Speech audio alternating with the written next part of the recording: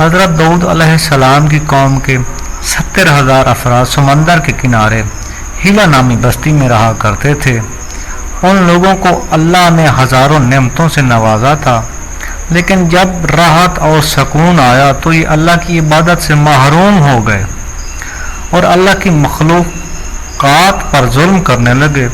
تو یوں اللہ نے ان کو خبردار کیا کہ ہفتے میں ایک دن شکار نہ کیا کرو، اتوار سے لے کے جمعہ تک جتنا شکار پکڑنا ہے پکڑ لو، لیکن ایک دن اللہ کی عبادت اور مخلوقات کے امن کے لیے رکھو۔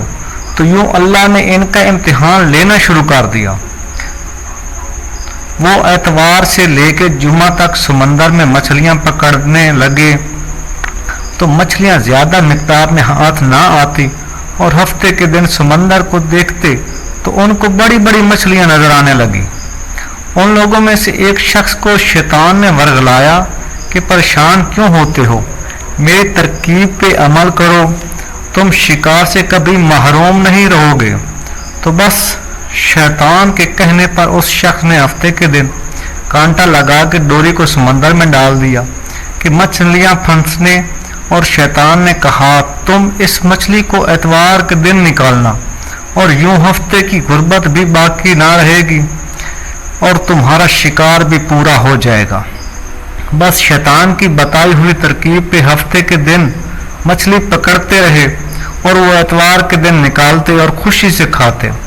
جب آس پاس کے لوگوں نے پوچھا تو ان کو بھی یہی ترکیب بتانے لگا، اور یوں اس قوم کے کچھ لوگ ہفتے کے دن مچھلی پکڑنے کے لیے جال پھینکتے اور اتوار کے دن نکالتے، اور کچھ نے تو اس سمندر میں سے نالیاں بنا کے چھوٹے چھوٹے تالاب بنا دے تاکہ اگلے دن جیسے ہی مچھلیاں یہاں سے گزرے تو ان تالاب میں پھنس جائیں اور ہم اتوار کو ان مچھلیوں کو نکال کے پکا کے کھا گئے۔ بستی کے بیچ میں سے کچھ لوگوں نے اس کام کو غلط کہا۔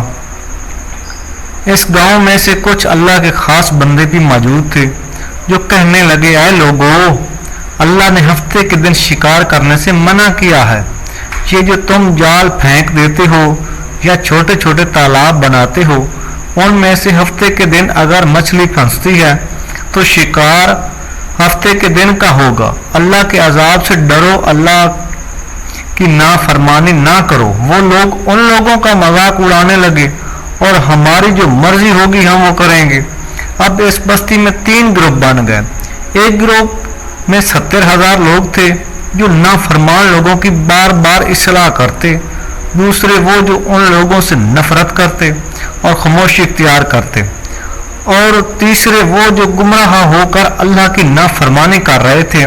تو یوں نیک بندوں نے اس بستی کے بیچ میں سے دیوار کو کھڑا کر دیا اور یہ نافذ کیا کہ اللہ کے نافرمانی کرنے والے اس طرح ہو جائیں اور ہم جو اللہ کے فرما بردار ہیں وہ اس طرف رہیں گے۔